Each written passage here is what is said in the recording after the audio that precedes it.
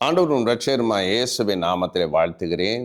இந்த மாதத்தின் வாக்குத்தத்தமானது அவர் புதிய காரியங்களை செய்கிறதாக சொல்லியிருக்கிறார். அதுபோல கண்டிப்பாக நம்முடைய வாழ்க்கையில் புதிய காரியங்களை செய்வார். இந்த நாளுக்குரிய வார்த்தையானது தானியேல் 2ஆம் அதிகாரம் 21வது வசனத்தில், காலத்தையும் சமயத்தையும் மாற்றுகிறவர், அவர் ராஜாக்களை தள்ளி ராஜாக்களை ஏற்படுத்துகிறவர். இந்த வசனத்தில் சொல்லுகிறார், காலத்தையும் சமயத்தையும் நான் மாற்றுகிற தேவனாய் இருக்கிறேன். அவர் எல்லாவற்றையும் அவரால் சேஞ்ச் பண்ண முடியும். ஏசாயா 43ஆம் அதிகாரம் 19வது வசனம் தான் இந்த மாசத்துக்குரிய வாக்குத்தத்தம். பிரேக் த்ரூவை அவர் கொடுக்க விரும்புகிறார். பிரேக் த்ரூ ஒரு புதிய திருப்பத்தை நம் வாழ்க்கையில் கொண்டு வர முடியும். அவரால் செய்ய முடியாதது ஒன்றுமே இல்லை. ஒரு பக்கம் இயேசு கிறிஸ்து நேற்றும் இன்றும் என்றும் மாறாத தேவன் என்று சொல்லப்பட்டிருக்கிறார். அதே சமயத்தில் அவர் மாற்றுகிறவர்,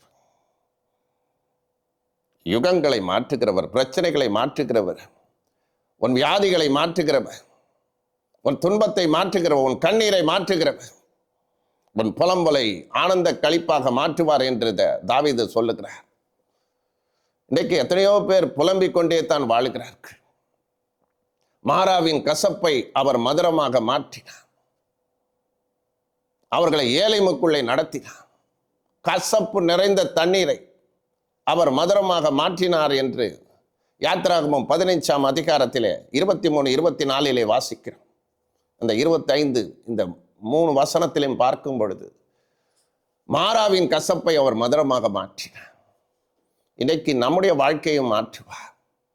4 நாளாய் நாறிப்போன லாசருவை உயிரோடு எழுப்பினார்.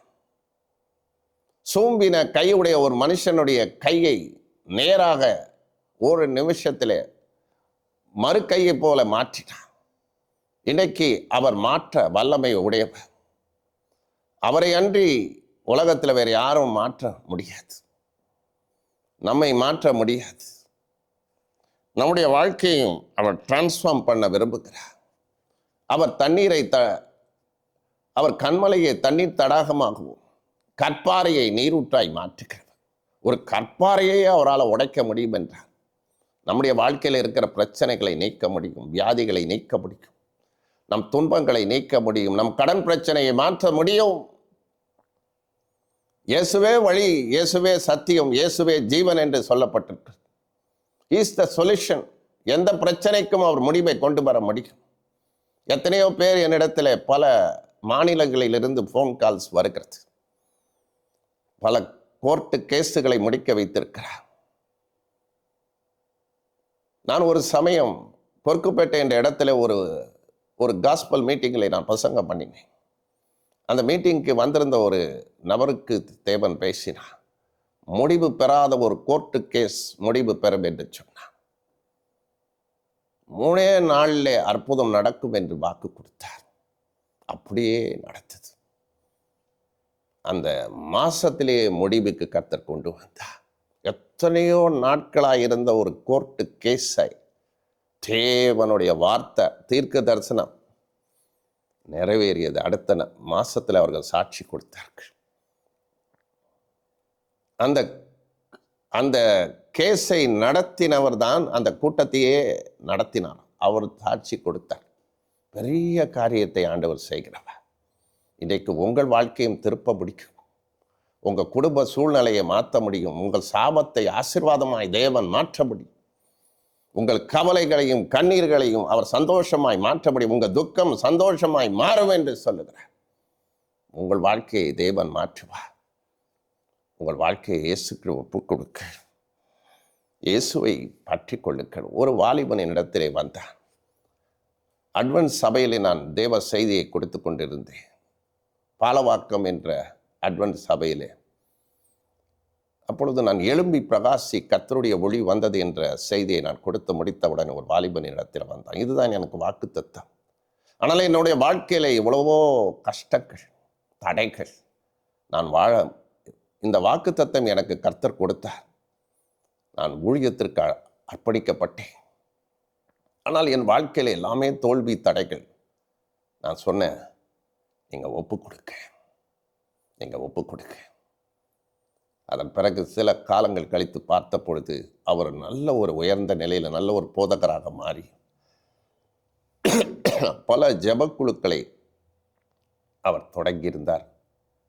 இன்றைக்கு நல்ல ஒரு ஊழியத்தை நான் செய்கிறேன் என்று சொல்லி உங்களிடத்தை ஜெபித்ததை குறித்து அவர் சொன்னார். ஆண்டவர் பெரியவர். எதையும் யாரையும் மாற்ற முடியும், யாரையும் உயர்த்த முடியும், யாரையும் மேன்மைப்படுத்த முடியும். நான் இருக்கும் பகுதிக்கு பக்கத்திலே அமிஞ்சிகரில் ஒரு சமயம் என்னுடைய கூட்டத்தின் நோட்டீஸை கொடுப்பதற்காக நான் போய்கொண்டிருந்தேன். ஒரு சுவிசேஷ கூட்டம் ஒவ்வொரு மாதமும் எங்களுடைய இல்லத்திலே நாங்கள் நடத்தி கொண்டிருந்தோம். அப்பொழுது ஒரு வாலிபனின் இடத்திலே வந்து கேட்டேன், நான் உங்கள் கூட்டத்துக்கு வந்தா இயேசு என் வாழ்க்கையை மாற்றுவார். அடிக்கு மேலே அடியா, நல்லா குடிச்சிருக்கான், பயங்கரமாக குடிச்சிருக்கேன்.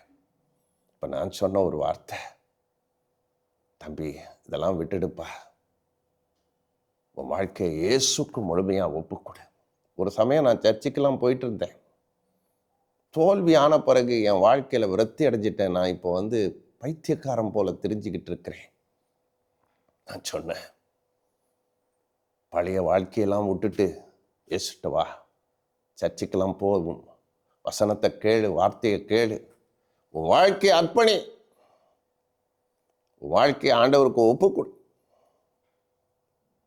இந்த குடியெல்லாம் விட்டுடுப்பான்னு சொன்னேன். நான் அவனுக்காக ஒரு அட்வைஸ் கொடுத்துட்டு சென்றேன். உங்கள் வாழ்க்கை நிறைய பேர் சொல்கிறது உண்டு, எனக்கு எல்லாமே தோல்வி, எல்லாமே தோல்வி. அந்த தோல்வி ஜெயமாக உங்களுக்கு மாறணும்னா நீங்கள் ஆண்டவர்கிட்ட ஒப்பு கொடுக்கணும். உங்களை வாழ்க்கை தடை இருக்குதா, ஆண்டவர்கிட்ட ஒப்பு கொடுக்க.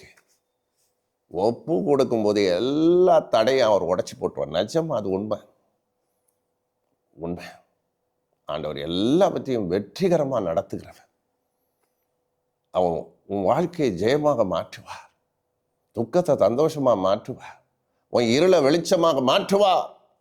அவர் மாற்றுகிற தேவன். நம்முடைய வாழ்க்கையில் ஆண்டவருக்கு முழுதும் கொடுக்க அவர் அதினதின் காலங்களிலே சகலத்தையும் அவர் நேர்த்தியாய் செய்கிறார்.